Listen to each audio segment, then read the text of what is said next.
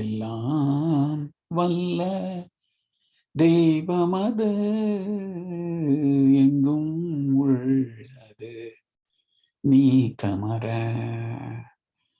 சொல்லால் மட்டும் நம்பாதே சுயமாய் சிந்தித்தே தெளிவாய் வல்லாய் உடலில் இயக்கமவன் வாழ்வில் உயிரே அறிவும் அவன் கல்லார் கற்றார் செயல் விளைவாய் காணும் இன்ப துன்பம் அவனின் இயக்கம் அணுவாற்றல் அணுவின் கூட்டு பக்குவம் நீ அவனில் தான் நீ உன்னில்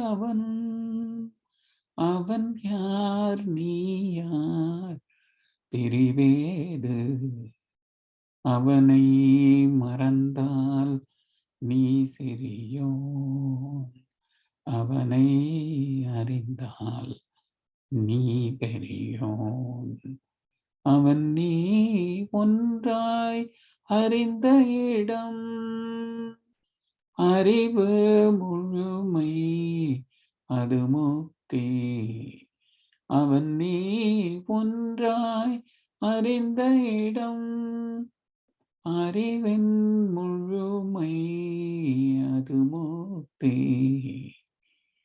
அது முக்தி எல்லாம் வல்ல தெய்வமது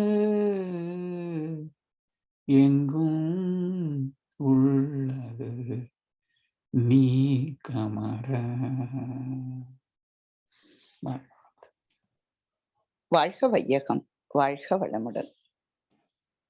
சிந்தையை அடக்கியே சும்மாயிருக்கின்ற சீரறிய செய்த குருவே, அந்த நிலைதனில் அறிவு அசைவற்றிருக்க பெறும் ஆனந்தம் பொங்குதங்கே. இந்த பெரும் உலகமிசை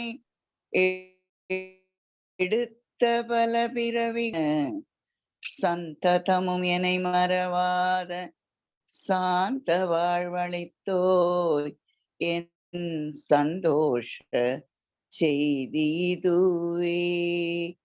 வாழ்க வையகம், வாழ்க வளமுடன். Be blessed by the divine. Let us continue our thought process from yesterday. A small recap. We were thinking about pain is equal to short circuit of biomagnetism, which is electrical pulse. So electricity being created, and it's creating further communication, and it's gone into Brahma. It turns into Brahma, changes. So that means we're losing our biomagnetism. Obstruction is perception. If there is no obstruction, and there is no perception there, same thing.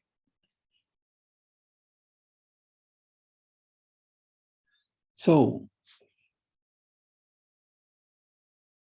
pain is an electrical pulse communicated to the brain, and it realizes in the body.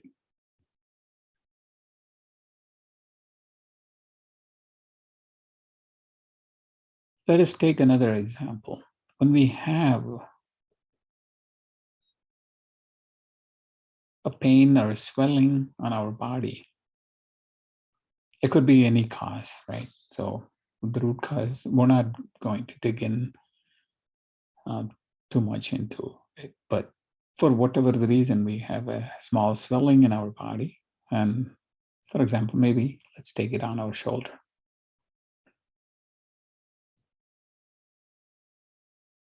That means there is something going on, and we are spending our biomagnetic energy in that area.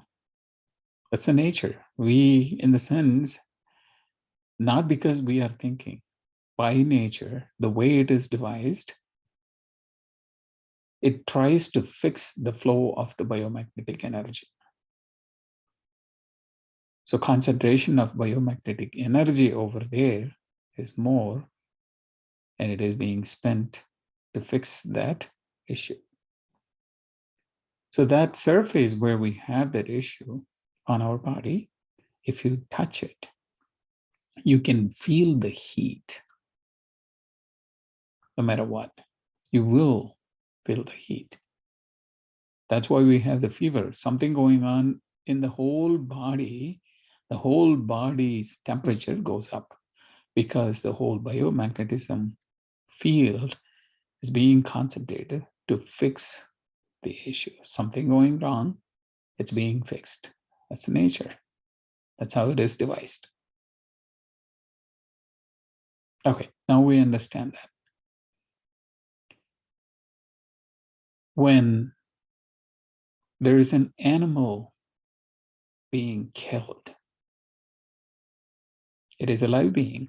Same rules, same everything applies for that also, because it is a live being.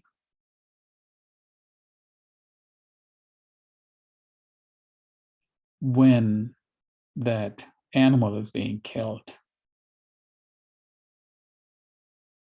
abnormally, naturally, every live being goes to the end. When it ends, it happens. But this animal is being killed. What happens? No matter whether that animal is being sedated or not, whether it is conscious alive or unconscious alive, if it is being killed, the flow of the magnetic field is being obstructed. That means the electrical pulse is being created. It not only affects our imprints created in its body, and the surrounding is also being impacted.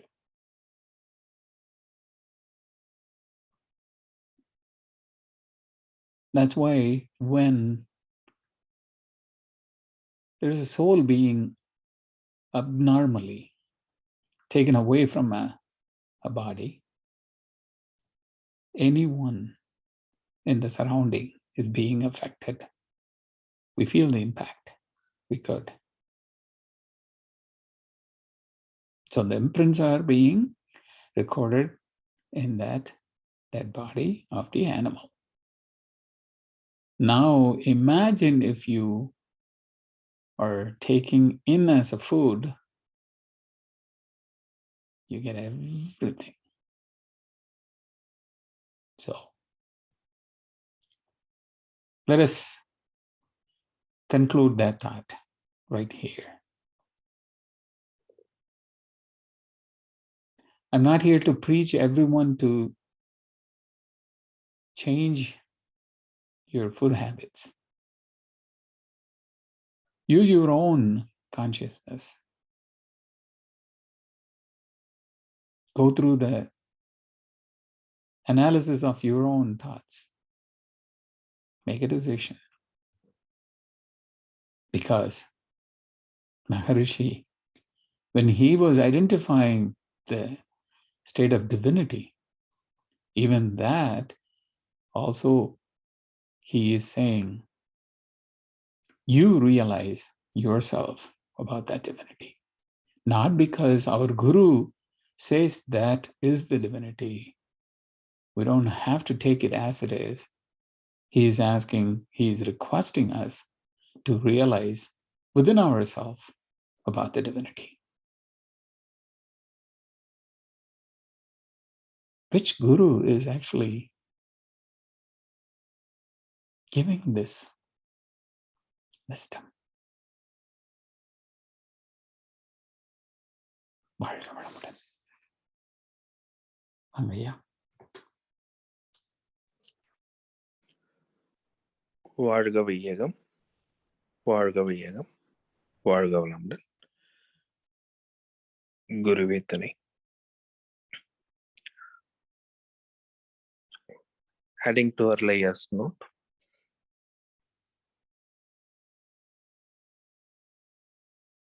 the food we eat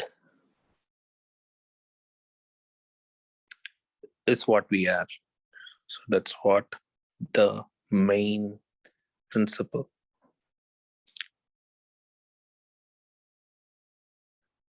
So when we eat a plant-based food, when we get the 100% of the energy from it. And when we eat the meat, and even then, when you look at the meat, the meat we eat would be like the animals which eat the plant-based, which get like 10% of the biomagnetism.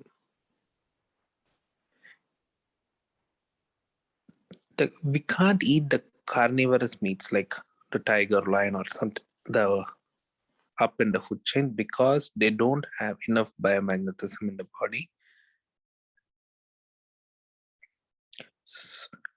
In short, what I'm trying to say is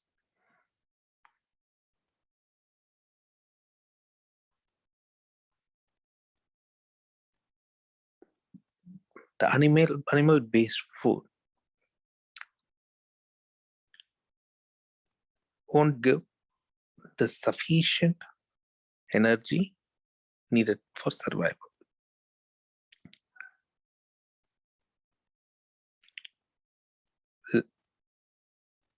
Let us eat with awareness and continue our meditation and make appropriate changes to our life based on our own realization. On this note, let us bless our Sky Master, Arunadi Shivashankari Amma, for wonderfully conducting the meditation today. Arunadi Shivashankari Amma Argo, Varga Vlamadan. By the blessings of divine power, may Shivashankari Amma enjoy good health, long life, prosperity, wisdom, and peace by divine Guru's blessings. Varga Vlamadan, Varga Vlamadan, Varga Vlamadan. நன்றிகளையா. வாழ்க வளமுடன். Be blessed by the divine. A noble thought from Blossoms of Life. Avoiding anger. Let us analyze how anger arises, the manner in which it affects us physically and mentally. Anger aggravates the life energy whereby the blood pressure rises, the eyes becomes bloodshot, and the nerves pulled taut during bouts of anger begin to weaken gradually. Many other changes, each one of them detrimental to the body, take place. The body becomes afflicted by a variety of ailments like eye problems, sores in the mouth, ulcer in the stomach, fistula, and constipation on account of the fact biomagnetism is expelled in large quantities during moments of anger. Depletion in the level of biomagnetism affects the functions of the body and mind adversely. Everyone knows about anger and its ill effects from their own experience. Anger is an evil temperament that harms the individual as well as the others, being a source of distress and grief that can last long. People tend to get anger with their friends, relatives, and well-wisher very often. Forgiving all those who have harmed us and helping them when they are in distress have been one of the principles propagated by the wise men over the years. Under the circumstances, can we not make sincere effort to rid ourselves of an emotion that brings only misery in its wake? I'd like to share my view. சினத்தை தவிர்ப்போம். Let us analyze how anger will affect us. When we get anger, we should listen what are all the changes happen in our body. When anger arises, life force energy spin will be high. Blood pressure will be high. Eyes become red. Nerves will be weaker. So we see a lot of bad things because of anger. Anger is the only reason for disease like eye disease, mouth ulcer, stomach ulcer, constipation, and piles problem. Why do we get disease from anger? We will get many diseases from anger because when we are angry, we lose our biomagnetic energy. If we spend more biomagnetic energy, it affects our body and mind. Everyone know what is anger. Everyone have experience when they are angry. If anger arises, it affects others and us. Anger gives only pain and create enemies. Anger mostly arises with close relatives and friends. The greatness of human is to do good even for their enemies. But the anger creates bad to even our close ones. So at any cost, we should neutralize anger completely. Thank you, Aya. Be blessed by the divine.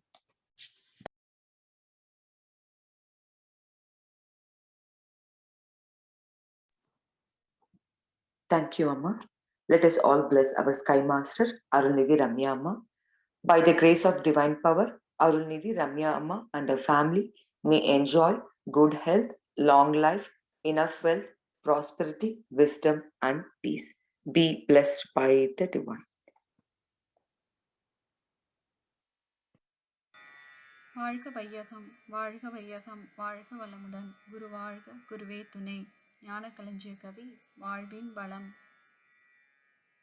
கடல் சூழ்ந்த நிலவுலகில் வாழ் மக்கள் எல்லாம் கவலையில்லா வாழ்வு பெற வேண்டுவன மூன்று: உடல் நலம், மனவளம், நட்பு நலம் இவையே உயிர் வாழ அறிவறிய நிறைவு பெற தேவை. நடல் முதலாய் பயிர் வகையை நாம் காப்பதை போல் நம் உடலை மனநிலையை நட்பை காத்து பயனாய் திடமான உடல் மற்றும் மனவளமும் காத்து தேவநிலையும் அறிந்து நிறைவு பெற்றுய்வோம். நன்றி. வாழ்க வளமுடன். Be blessed by the divine. Good morning, everyone. Today's poem: Way for a prosperous life. We all live on this wonderful earth that is surrounded by sea, and every human being on this earth need only these three to make life purposeful and enjoy happiness and peace. A good physical health, a good mental health, and a good and harmonious social life. If the advancement of the soul were to be looked on as a journey of the consciousness. The physical body becomes the vehicle which helps complete the journey. Maharishi used to say that we all are part of the society and our body belongs to the society. And being indebted to society for the body, we have no right to harm it. So, taking care of physical health is essential. The mind makes mistakes. The very same mind then resolves not to make mistakes and decides to travel along the path of righteousness. But a new path cannot be traversed as long as the mind continues to wander along the old ways. To overcome this and take the mind along the path of righteousness, it has to be strengthened, for which the mind has to realize itself, its qualities and origin.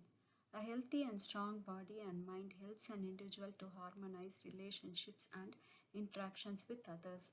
All these are important for a life of contentment and peace, and paving the way for higher thoughts and realization of the truth. Thank you all for the opportunity. Be blessed by the divine.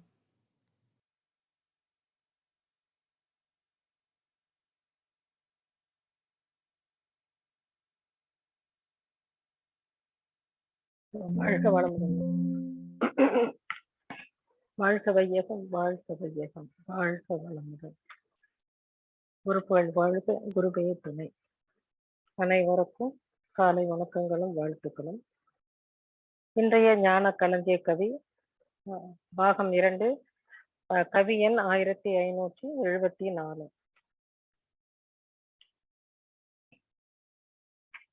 வாழ்வின் வளம் என்ற தலைப்பில் மகிழ்ச்சி எழுதிய கவி. கடல் சூழ்ந்த நில உலகில் வாழ் மக்கட்கெல்லாம் கவலையில்லா வாழ்வு பெற வேண்டுவென 3: உடல் நலம், மனவளம், நட்பு நலம் இவையே உயிர் வாழ அறிவறிய நிறைவு பெற தேவை. நலர் முதலாய் பயிர் வகையை நாம் காப்பதை போல் நம் உடலை, மனநிலையை, நட்பை காத்து பயனாய் திடமான உடல் மற்றும் மன வளமும் காத்து தெய்வ நிலையும் அறிந்து நிறைவு பெற்று உய்வோர். இந்நில உலகத்தில் வாழும் மக்கள் அமைதியோடும் நிறைவோடும் அன்போடும் ஒற்றுமையோடும் வாழ்வதற்கு தேவையானவை 3: உடல் நலம், மனவளம், நட்பு நலம்.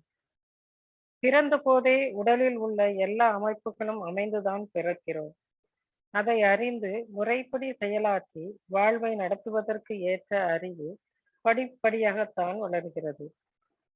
அறிவு நிலை உயர உயர உடல் நலத்தை, மனவளத்தை, நட்பு நலத்தை காத்து கொண்டால்தான் மனித வாழ்க்கை சிறப்பானதாக இருக்கும். மனித இனம் தோன்றி எத்தனையோ ஆயிரம் ஆண்டுகள் சென்றுவிட்டன.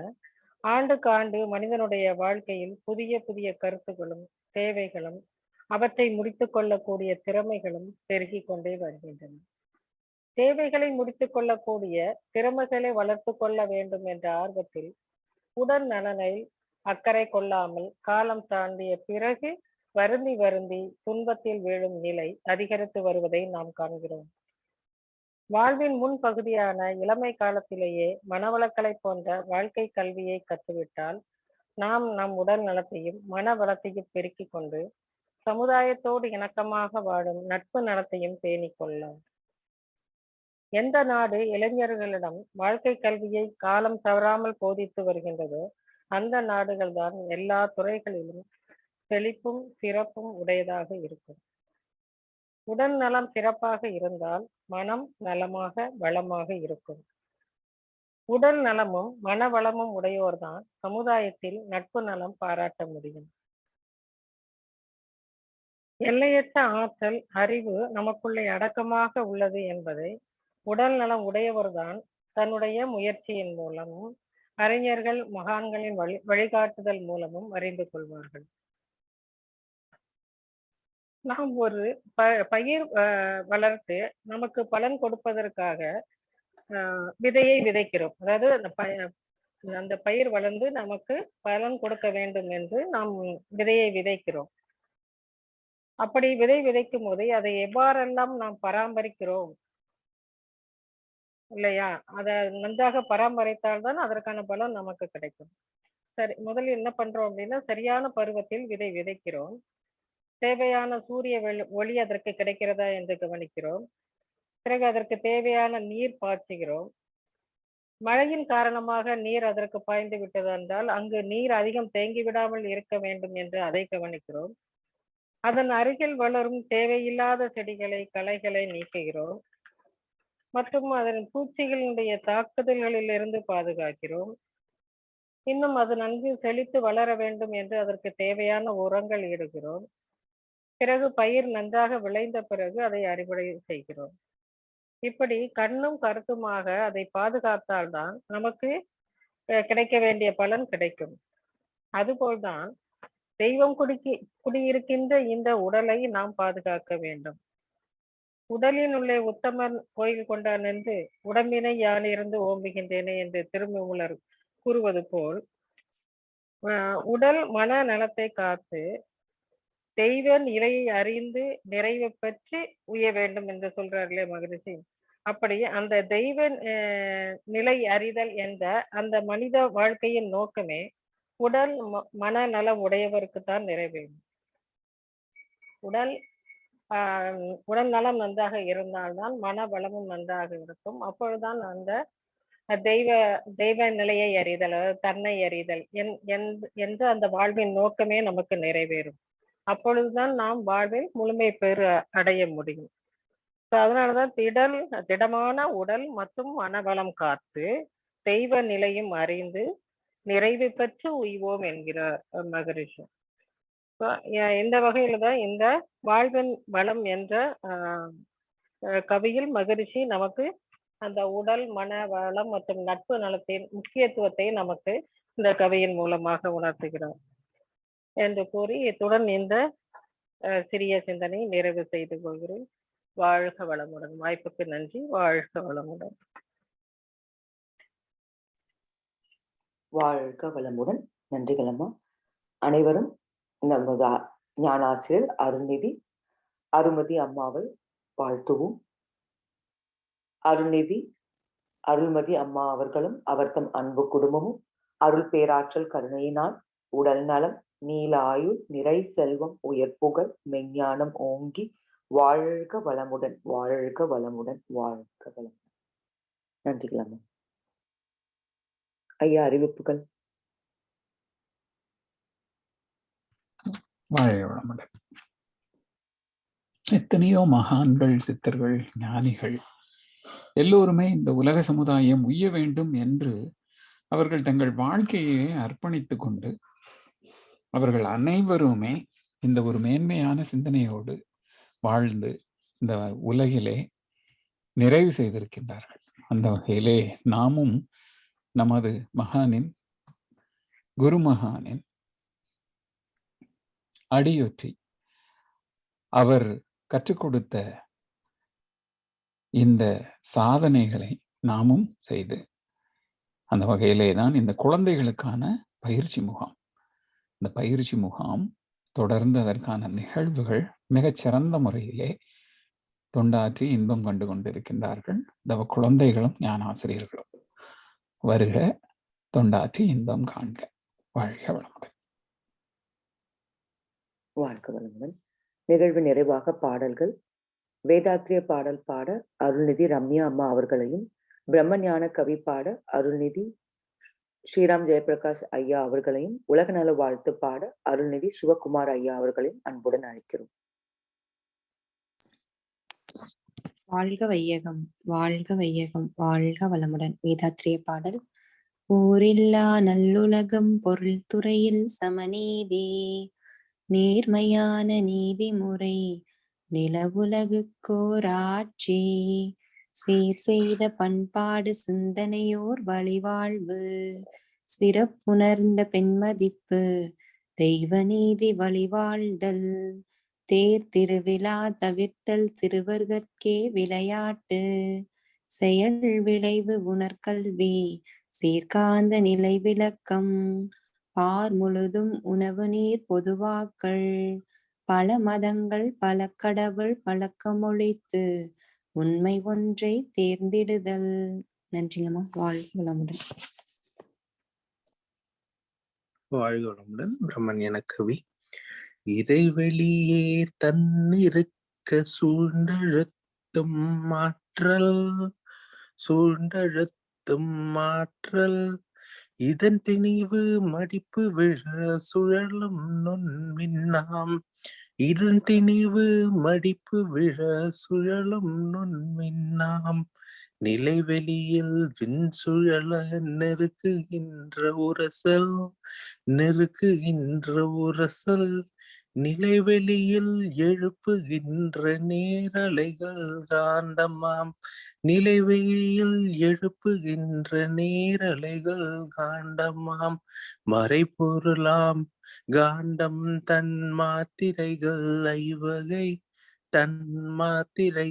ஐவகை மலைக்காதீர்வின் கூட்டம் மாபூதம் மைண்டுமாம் மலைக்காதீர்வின் கூட்டம் மாபூதம் மைண்டுமாம் முறையாய காண்ட அலை மனமாம் உயிர்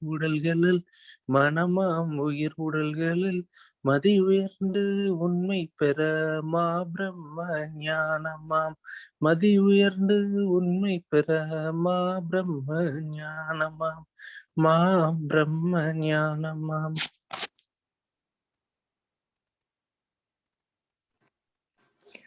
உலக நல வாழ்த்து. உலகமெல்லாம் பருவமழை ஒத்தபடி பெய்யட்டும். உழவரெல்லாம் தானியத்தை உவப்புடனே பெருக்கட்டும்.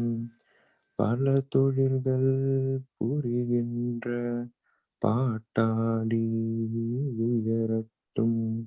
பகுத்துணர்வில் தொகுத்துணர்வு பண்பாட்டை உயர்த்தட்டும்.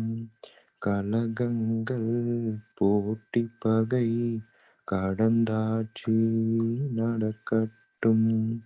கல்லாமை கடன் வறுமை கலங்கங்கள் மறையட்டும். நலவாழ்வை அளிக்கும் மெய் ஞான ஒளி வீசட்டும். நம் கடமை அறவாழ்வின் நாட்டத்தே சிறக்கட்டும்.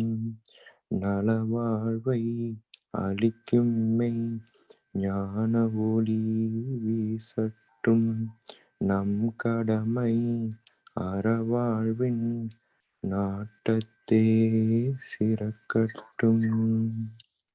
வாழ்க வையகம், வாழ்க வையகம்,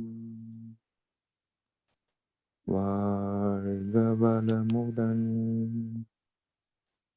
நன்றிகளம்மா. வாழ்க வளமுடன். நன்றிகளே. வாழ்க வளமுடன். பாடல்கள் பாடிய மூவருக்கும் நன்றிகள். இன்றைய தவத்தில் கலந்து கொண்ட அன்பர்கள், தவத்தை வழிநடத்தி தந்து நற்சிந்தனை வழங்கிய ஞான ஆசிரியர்கள் மற்றும் பாடல்கள் பாடிய அன்பர்கள், நிகழ்வை ஒருங்கிணைத்தவர் அனைவரும் வாழ்க வளமுடன். அவர் தம் அன்பு குடும்பம், உடல் நலம், மனவளம், பொருள் வளம், அருள் தொண்டு, ஆன்மீக தொண்டு வாழ்க வளமுடன், வாழ்க வளமுடன், வாழ்க வளமுடன்.